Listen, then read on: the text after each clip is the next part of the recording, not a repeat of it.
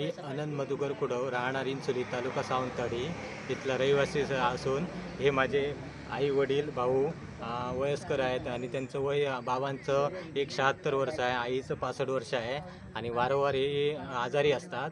आणि मी ह्या शासनाच्या ग्रामपंचायतीच्या ताब्यात असलेला 23 नंबरी रस्ता, दप्तरी असलेला रस्ता, त्या रस्त्यावर अतिक्रमण झालेलं आहे. त्याच्या विरोधात मी हे जे अर्ज केलेले आहे सगळीकडे, जेवढे शासकीय डिपार्टमेंट आहेत तिथे सगळीकडे मी अर्ज देऊन थकलो आहे आणि माझे चप्पल पण एवढे घासून हे झालेले आहे, काय तुटलेली आहेत.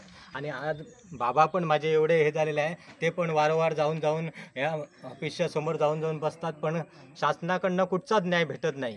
आणि आज मी त्या दिवशी 26 जानेवारीला 2024ला उपोषणला पंचायत समिती BDO ऑफिस समोर उपोषणला बसलेलो. त्यावेळी ग्रामसेवक भाऊनी स्वतः आपल्या स्टॅम्पसहित शासकीय ग्रामविकास अधिकारी ग्रामपंचायत इंचोली या स्टॅम्पासहित 1 महिन्याच्या मुदतीवर अतिक्रमण हटवून संबंधित जे अतिक्रमण केलेलं आहे त्यांच्यावर कारवाई करून रस्ता मोकळा करून देतोय. पण अजूनपर्यंत कुठचीच कारवाई किंवा कुठचंच अतिक्रमण हटवून दिलं नाही आणि मार्ग मोकळा केलेला नाही. आणि आज ते 6 महिने झाले ह्या गोष्टीला. म्हणून आज मी या जिल्हा परिषद पंचायत समिती सिंधुदुर्ग समोर बसलेलो आहे उपोषणला. आणि आरोग्याच्या दृष्टीने माझ्या आईवडिलांना किंवा माझ्या फॅमिलीला कुठल्या पण आरोग्याच्या दृष्टीने त्रास झाला तर ह्या सर्व त्रासाला शासन जबाबदार राहतील आणि हे अधिकारी राहतील.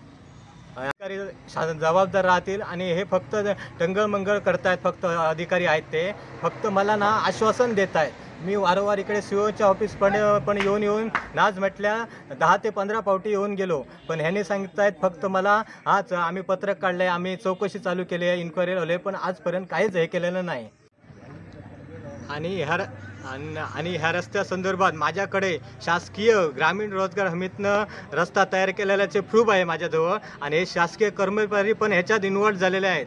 यांना कमिशन भेटतं, त्याच्यामुळे हे काही हे करत नाही, सारवासारवी करतात आणि हे करून ठेवतात फक्त. आणि सर्वसामान्याला, गरीब जनतेला न्याय देत नाही. जे पाहिजे, जोपर्यंत मला रस्ता मोकळा करून भेटत नाही तोपर्यंत इथनं मी हलणार नाही आणि जाणार नाही. आणि काय झालं तर हे शासनच जबाबदार राहतील.